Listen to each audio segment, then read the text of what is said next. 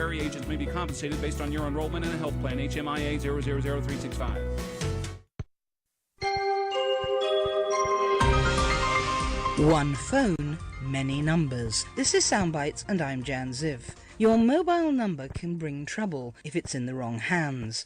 Keep it private without compromising the utility of your phone with Burner, your source for unlimited mobile numbers at the touch of a button. You'll never need to give out your real number again unless you really want to. With Burner, generate as many disposable phone numbers as you need, as often as you need, and you'll know your real number remains safe and secure.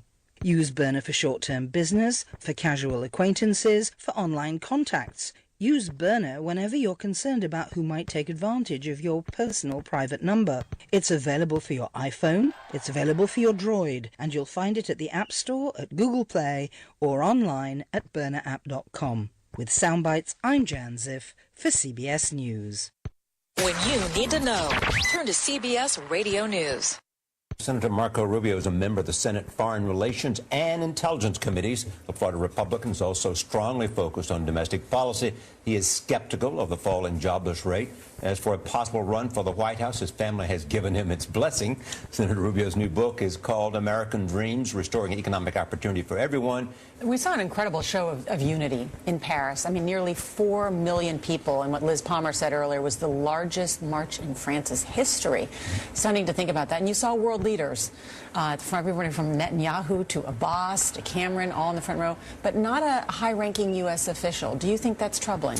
I thought it was a mistake not to send someone. Look, I understand when the president travels, he brings with him a security and communications package which is intense. And I understand you drop that into the middle of something like this, it could be disruptive. But Eric Holder was in Paris, and maybe John Kerry should have gone, or somebody else, or a plethora of people they could have sent. I think in hindsight, I would hope that they would do it differently. So what do you think we missed? An opportunity to stand with these other world leaders, and therefore that puts us at a different Well, you're reporting perception on it this morning. I mean, that and it'll be reported around the world, and certainly people, especially at a time of such great pain, people will take cues for something like that. I mean, we recall after 9/11 what it felt like to have all these nations around the world rally to our side and take up our cause after we suffered so greatly on September 11th of 2001. The French are going through a similar trauma. I thought it would have been important to have someone there. But again, I understand why the president himself didn't go, but perhaps someone else from his administration. Can we specifically talk about some of the intelligence from the Paris attacks that we covered for several hours here on Friday? The two brothers, they had received training in Yemen from Al-Qaeda. The suspect that was killed in the kosher market had ISIS flags in his apartment. It appears his girlfriend has gone back to Syria.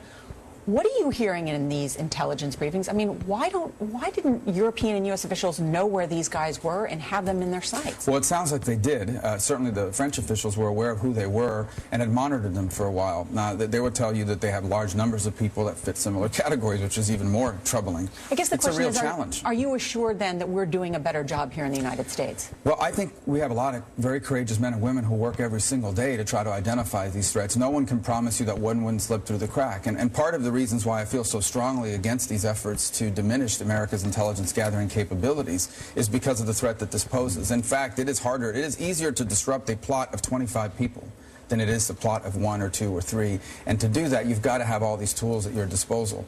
So I think to answer your question, I think we do as good as we can with the programs that we have to diminish those programs, as some are calling for, whether it's gathering intelligence through signals intelligence or monitoring activities on jihadist websites. I think would set back our ability to identify these threats. The White House says it's going to hold this terror summit. What do you expect will come of that? Well, hopefully an opportunity to educate the American people even further on the nature of this threat and how difficult it is to identify these threats and stop them. Because we are still thinking in light of 9/11, you know, these big spectacular attacks, somebody crashes a plane into a building, and that could very well happen. I mean, that is a threat too. But these sorts of independent actions by 3 or 4 people, in some instances inspired by Al-Qaeda or inspired by ISIS, not trained by them, simply inspired by them. And Curious is a real threat. Curious to that point, there is a magazine called Inspire, which is a monthly publication in English.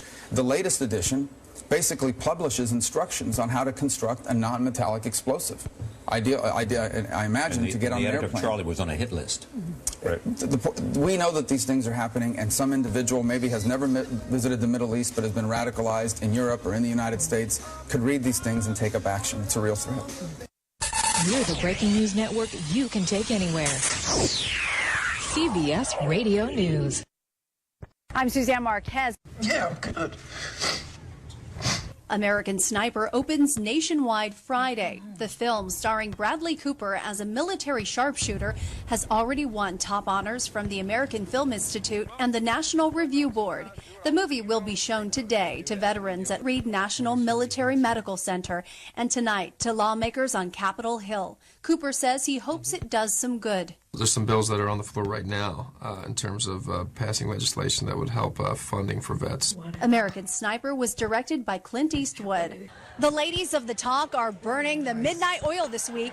They're filling the gap between hosts of The Late Late Show after Craig Ferguson's departure and next week's arrival of James Corden. The show, called The Talk After Dark, is a bit of a departure for the ladies. It's more conversational. We're closer, I think, now to who we are when the cameras aren't on than during the day, which is fun. Monday featured a visit from Sharon Osbourne's husband, Ozzy. And Stephen Colbert has a start date. CBS says Colbert will take over for David Letterman on The Late Show on Tuesday, September 8th. Colbert led The Colbert Report on Comedy Central for 10 years before being named Letterman's successor. David Letterman's final show will air on May 20th. And that's your Eye on Entertainment. Suzanne Marquez, CBS News, Los Angeles. On demand and in your hand. CBS Radio News. Heavy criticism of President Obama for skipping Sunday's rally in Paris. No senior U.S. figures were there. Bill Plant is at the White House, where officials say there were good reasons for that. The planning for the rally began on Friday, we understand, and there were apparently no formal invitations. And the White House reaction was that the president's security would have significantly interfered with the crowd of a million or more who were expected to attend. But the absence of any U.S. leader now has the White House on the defensive. Leaders from some of America's strongest allies were among the more than 40 heads of state marching in solidarity with French President Francois Hollande Sunday. The group included German Chancellor Angela Merkel and British Prime Minister David Cameron. Even Palestinian President Mahmoud Abbas and Israeli Prime Minister Benjamin Netanyahu were there. But not President Obama, Vice President Biden, or any other high-ranking official representing the United States, including Attorney General Eric Holder, who was in Paris for counterterrorism meetings.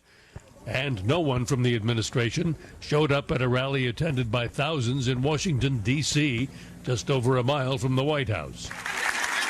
President Obama called French President Hollande, but has had little public reaction to the attacks.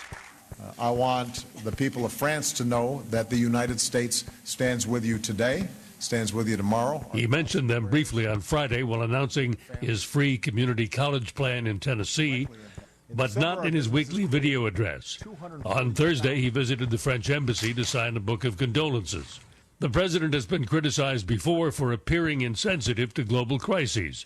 While on vacation in Martha's Vineyard in August, he played golf shortly after condemning the beheading of journalist James Foley.